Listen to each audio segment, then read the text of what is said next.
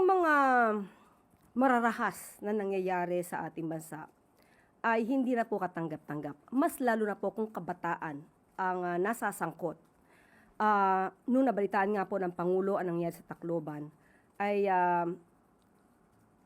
heartbroken, masasabi natin, ang naramdaman ng Pangulo dahil mga bata ang lumalabas na kaya na gumawa ng krimen, kayang magplanong gumawa ng krimen, at mga inosenteng mga kabataan din ang nabibiktima.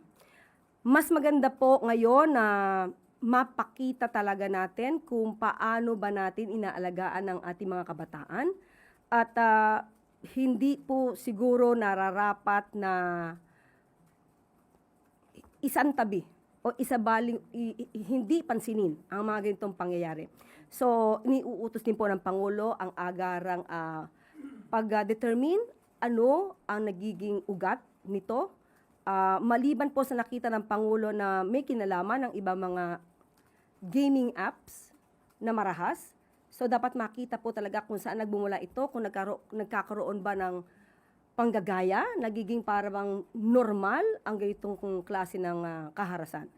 So, yun po, ipinag-uutos po ng Pangulo ang lahat ng dapat na gawin ng mga concerned agencies para po maiwasan ang mga ganitong klaseng kaharasan, lalo-lalo na sa eskwelahan.